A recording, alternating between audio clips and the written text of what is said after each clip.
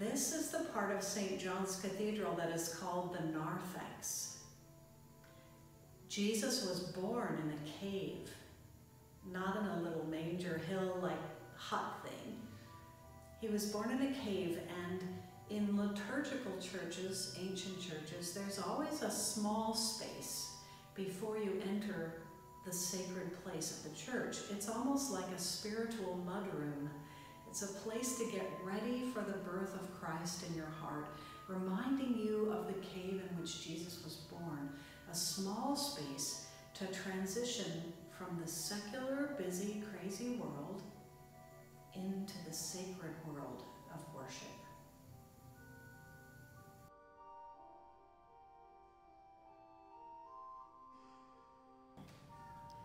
Christians enter the church through the sacrament of baptism.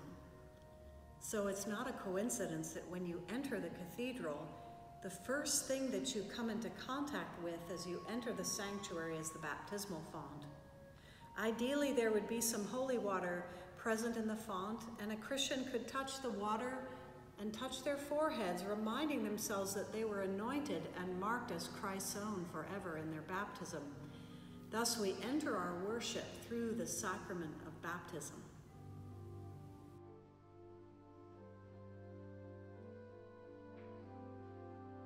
Ancient churches always face east.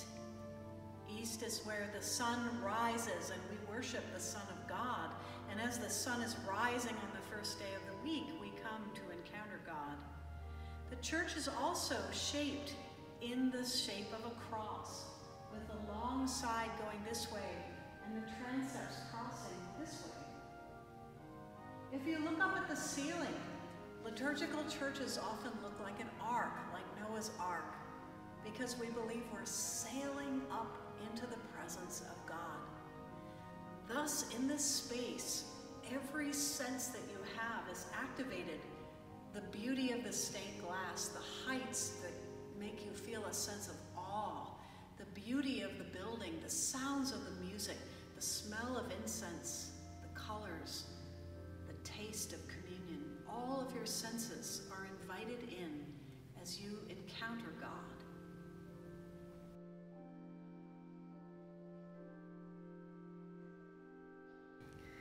This is the seat of the preaching of the gospel, what we call the pulpit.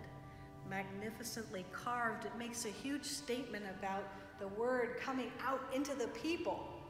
And this beautiful stone pulpit was given in memory of Fanny Wirt Langle, Madeline Langle's ancestor, in 1901. It was recently dedicated also to the Bishop Frank Cerveny with the words from the psalm, "The unfolding of your words gives light." And so we remember great preachers who stood in this pulpit and brought the gospel to people. But remember that it's not just the preacher that's important. The listener too must work to receive the gospel and to find meaning in the words that they hear.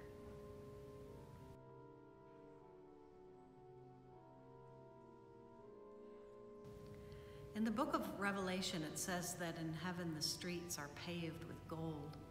Gold has always been a symbol of heaven itself. And so the gospel is encased in gold.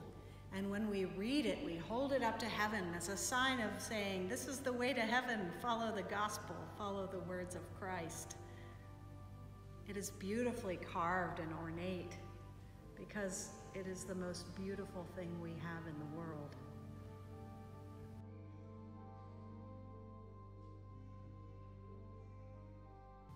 In every church, there is something called an aumbry, or a tabernacle, where the consecrated bread and wine is held. Always close by there is a candle lit to symbolize eternal life. In this way, a priest can come and get the sacrament and bring it to the sick or shut-in or people who are dying if they want it. At any point, it's always here, living, waiting for those who want to consume it.